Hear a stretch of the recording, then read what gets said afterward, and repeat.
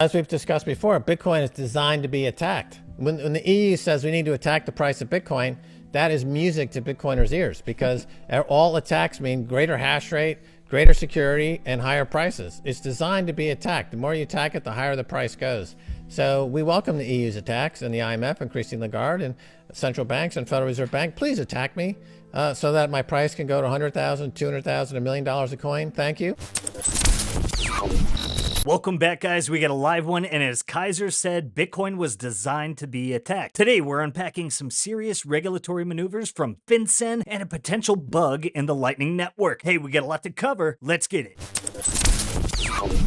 The great Lyn Alden gives us a glimpse into the draconian proposals from Fincen aiming to smother Bitcoin privacy. Really recent developments. Now let's crack open this can of worms that is Fincen's latest proposal. So Fincen, the Financial Crimes Enforcement Network, is at it again, folks. Now make sure to go check out this full article from Shinobi at Bitcoin Magazine. And if you're not following Shinobi, who is notorious for inconvenient truths and cutting through the bullshit, you might want to do that. But it looks like Fincen, they've got their sights set on Bitcoin mixers, and they're proposing regulations that could force businesses to report transaction details on almost anything they fancy. Their proposal is so broad, comprehensive, and designed for arbitrary information collection. Regulated entities may soon need to report transactions associated with mixing activities within 30 days of detection. Good luck enforcing this bullshit. Now, this article from No BS Bitcoin, the definitions of mixing in the proposal are so broad, they practically cover any activity on the Bitcoin time chain, from pooling or aggregating funds from multiple sources to employing algorithmic code to manage transaction structure. It's all there. Even the act of exchanging between types of crypto is considered mixing. Now let's go back to Shinobi's article. Okay, so take a look at this here. Now, while Fincen has a cozy exception for regulated businesses, private individuals seeking to maintain financial privacy are left out in the cold. The proposal mandates reporting an exhaustive list of transaction details to the government from the amount of Bitcoin transfer to the user's full name and IRS taxpayer identification number. And we've warned you about this many times. They're always going to say it's under the guise of national security, stopping terrorism. We got to stop money laundering. Please ignore the operation going on in Ukraine. But here we have the CoinDesk report, and here it shows the U.S. Treasury is under pressure due to reports of terrorist groups being partially funded with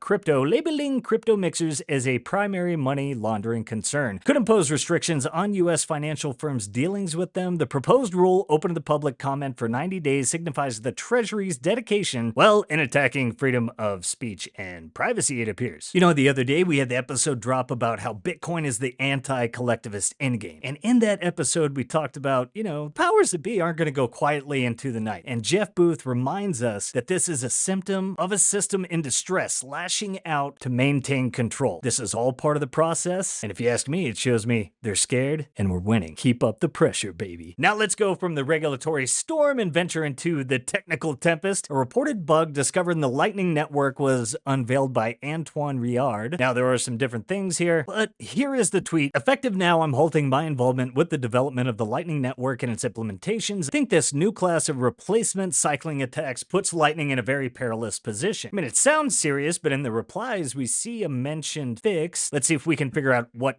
any of this means. All right, so I scroll over here for this easy fix, and this is what I find. So here we go.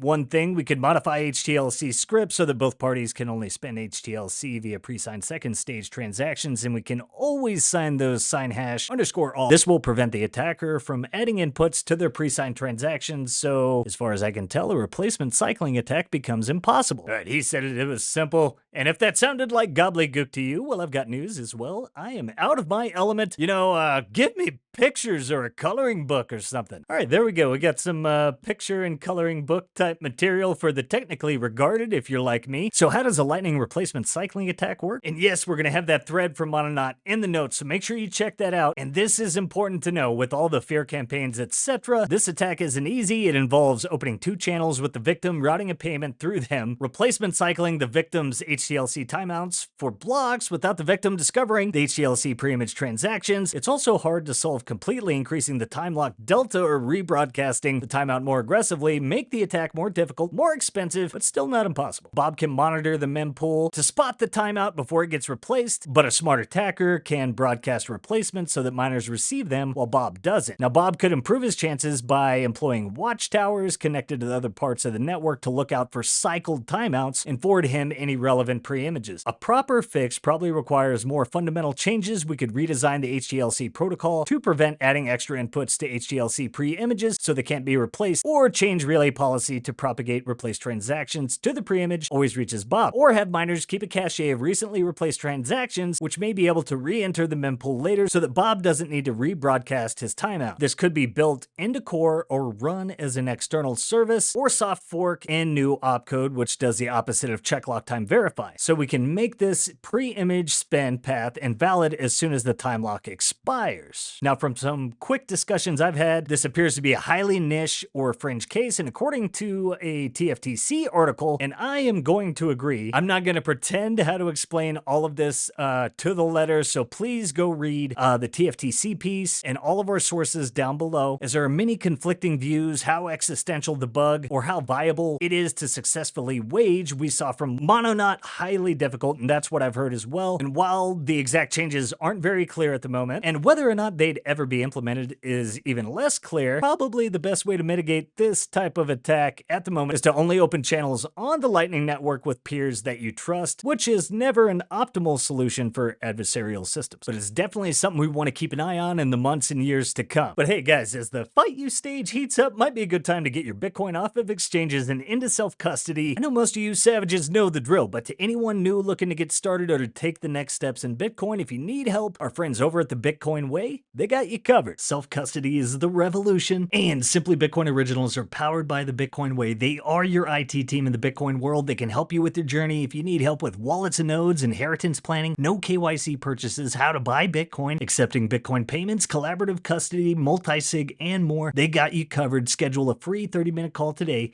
using that link. Now, the path ahead may be tumultuous, but as Lyn Alden points out, Bitcoin only needs a handful of jurisdictional footholds globally to continue thriving. And that's Bitcoin's game theory in action. On top of that, and in a lighter vein, despite all this political chaos, the acting speaker has been hosting the Bitcoin white paper on the House website for years. And Natalie Smolensky also provides a stark reminder of the extensive reach of Fincen stemming from the Banking Secrecy and Patriot Acts. The Patriot Act has unconstitutionally eroded our First and Fourth Amendment freedoms, creating a surveillance state that stifles our speech, invades our privacy. Bitcoin, on the other hand, emerges, offering us a path to reclaim these vital freedoms by providing financial privacy, free speech, free from government overreach. Bitcoin empowers individuals, ensuring our rights remain untouchable and restoring the liberties that define a free society. The battles of both regulatory and technical fronts underline the importance of remaining vigilant, adaptive, and united in our quest for financial freedom. Crazy week. I bet a crazy one ahead, and I don't know if you heard, but a big election is taking place today. And take a look at Javier Milei, who is leading in the polls coming in, spreading a Bitcoin and freedom virus in Argentina. Oh, and not to mention, despite all this wildness, the macro environment